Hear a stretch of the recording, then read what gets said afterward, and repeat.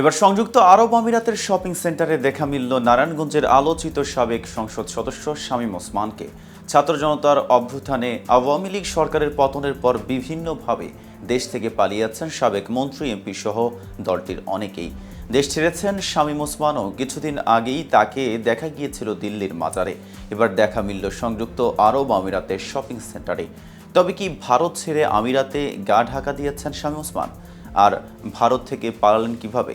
এ নিয়ে বিস্তারিত থাকছে প্রতিবেদনের বাকি অংশে। আর কিটিভি নিউজ 24 চ্যানেল থেকে আপনাদের সাথে আছি আমি মেহেদি হাসান। মঙ্গলবার আরব আমিরাতের আজমান সিটি সেন্টারে তাকে দেখা গেছে। রাত 9টায় শপিং সেন্টারটিতে তাকে ঘুরতে দেখেন প্রবাসীরা। তার সঙ্গে বোরকা পরিহিত দুজন নারীকে দেখা গেছে। তিনজনের হাতেই লাল সুতা বাঁধা ছিল। ধারণা করা হচ্ছে সম্প্রতি ভারতের নিজামুদ্দিন আউলিয়ার দরগাতে এই সুতো বেঁধেছেন তারা। প্রত্যক্ষদর্শীরা জানান আইফোন 16 প্রো ম্যাক্স হাতে শামীম ওসমান একটি মোবাইল অপারেটর প্রতিষ্ঠানে যান। এ সময় তিনি শপিং সেন্টারটিতে থাকা বাংলাদেশিদের ছবি তুলতে বারণ করেন। সম্প্রতি তাকে দিল্লিতে নিজামুদ্দিন আউলিয়ার দরগারে দেখা যায়। জানা গেছে সরকার পতনের পর শামীম ওসমান দালালদের সহায়তায় রাতের আধারে বোরকা পরে ভারতে পালিয়ে যান। সেখান থেকে সংযুক্ত আরব আমিরাতে পাড়ি দেন তিনি।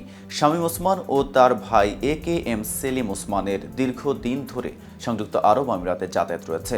দেশটির আজমান প্রদেশে তাদের ব্যবসা প্রতিষ্ঠান আছে বলে ধারণা করা হচ্ছে। 2017 সালে আমিরাতে আজমান প্রবাসী ব্যবসায়ীদের এক অনুষ্ঠানে বঙ্গবন্ধু হাই স্কুল প্রতিষ্ঠার জন্য 1 লাখ দিরহাম অনুদানের ঘোষণা দিয়ে আলোচনায় আসেন নারায়ণগঞ্জ 5 আসনের সাবেক সংসদ সদস্য সেলিম ওসমান। এদিকে 4.5 বছর পর দেশে ফিরেছেন ইসলামী ব্যক্তিত্ব ও জনপ্রিয় ইসলামী বক্তা মাওলানা মিজানুর রহমান আজহারী। বুধবার সন্ধ্যায় সোশ্যাল মিডিয়ায় নিজের ভেরিফাইড ফেসবুক পেজে দেওয়া এক পোস্টে তিনি তথ্য জানান। ফেসবুক পোস্টে তিনি লেখেন, আলহামদুলিল্লাহ, সালামতে প্রিয় মাতৃভূমিতে এসে পৌঁছালাম। পরম করুণাময় এই প্রত্যাবর্তনকে বরকতময় করুন দোয়ার নিবেদন। এর আগে গত 6 আগস্ট শীঘ্রই দেশে ফিরছেন বলে জানিয়ে মিজানুর রহমান আজহারী নিজের ভেরিফাইড ফেসবুক পেজে ভিডিও বার্তায় বলেন, আমাকে মেসেজ করে ও ব্যক্তিগতভাবে ফোন করে জানতে চেয়েছেন আমি কবে দেশে ফিরব।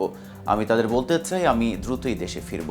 আপনাদের সঙ্গে দেখা করার অপেক্ষাতে রয়েছে আমি নিজেও। শিগগির সাম্য মানবতার মুক্ত স্বাধীন বাংলাদেশে আমি আপনাদের সঙ্গে সাক্ষাৎ করতে চাই। দীর্ঘ ভিডিও বার্তায় তিনি বলেন, তাজা রক্তের মাধ্যমে যারা আন্দোলনকে সফল করেছেন সেই শহীদদের শ্রদ্ধা ভরে স্মরণ করছি ও রুহের মাগফিরাত কামনা করছি। আহতদের দ্রুত সুস্থতা কামনা করছি। বৈষম্য বিরোধী আন্দোলনে যারা নেতৃত্ব দিচ্ছেন এবং এখনও কষ্ট করে যাচ্ছেন তাদের শুভেচ্ছা জানাই। 2020 সালের ফেব্রুয়ারি মাসে পারিপার্শ্বিক কিছু কারণ দেখিয়ে মিজানুর রহমান আজহারী মালয়েশিয়ায় চলে যান। এরপর থেকে তিনি সেখানেই অবস্থান করছিলেন। আজ এ পর্যন্তই।